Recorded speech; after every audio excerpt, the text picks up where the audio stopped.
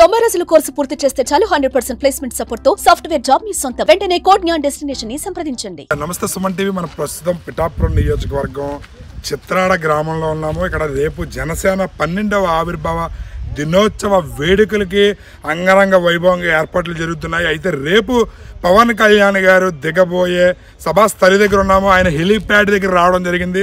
రేపు పవన్ కళ్యాణ్ గారు సాయంత్రం 4 గంటల నుండి 5 గంటల మధ్యలో పవన్ కళ్యాణ్ గారు సభా ప్రాంగణానికి చేరుకుంటారు. ఆయనకి ఇక్కడ ఈ సభా ప్రాంగణం దగ్గరలోనే హెలీప్యాడ్ ఏర్పాటు చేయడం జరిగింది. మనం ఇక్కడ గమనించవచ్చు, హెలీప్యాడ్ దగ్గరికి రావడం జరిగింది. ఇక్కడ పవన్ కళ్యాణ్ గారు రేపు సాయంత్రం జరగబోయే ఈ సభకు సంబంధించి ఇక్కడే దిగబోతున్నారు.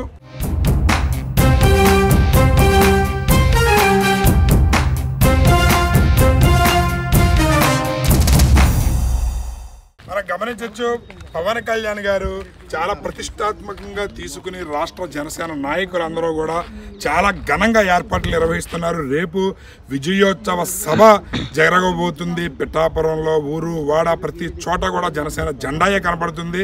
అయితే పవన్ కళ్యాణ్ గారు రేపు సాయంత్రం ఇక్కడికి హెలీప్యాడ్లో ఇక్కడ దిగబోతున్నారు. పవన్ కళ్యాణ్ గారు దిగడానికి ఏర్పాటు చేసిన హెలీప్యాడ్, ఆయన హెలికాప్టర్లో రేపు సాయంత్రం 4 నుండి 5 మధ్యలో ఇక్కడ దిగబోతున్నారు. ఇక్కడ నుంచి దిగిన తర్వాత సభా ప్రాంగణానికి చేరుకునే విధంగా ఆయనకి ఇక్కడ నుంచి రూట్ మ్యాప్ ఏర్పాటు చేయడం జరిగింది. సభా ప్రాంగణానికి ఇది 500 మీటర్ల దూరంలో ఏర్పాటు చేయడం జరిగింది.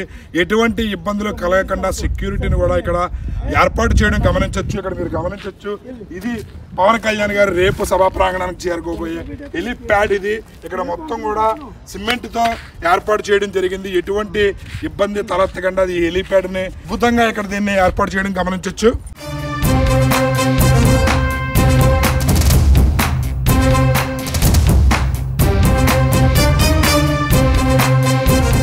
ఇది గమనిస్తే కనుక రేపు జరగబోయే ఆవిర్భావ దినోత్సవ సభకు సంబంధించి పవన్ కళ్యాణ్ గారు ఏం మాట్లాడబోతున్నారనే ఆసక్తి ప్రతి ఒక్కరిలోనూ నెలకొంది.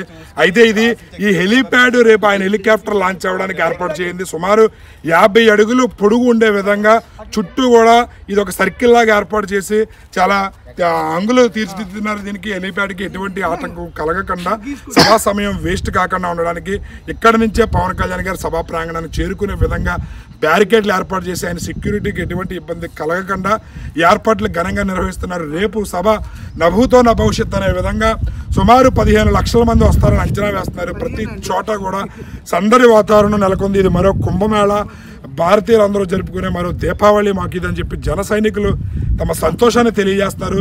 రేపు పవన్ కళ్యాణ్ గారు ఏ విధంగా మాట్లాడతారనే ఉత్కంఠ ప్రతి ఒక్కరిలోనూ నెలకొంది. చూద్దాం రేపు పవన్ కళ్యాణ్ గారి దిశా నిర్దేశం ఏ విధంగా ఉండబోతుంది అనేది. కెమెరామెన్ అశోక్తో శ్రీనివాస్, సుమన్ టీవీ.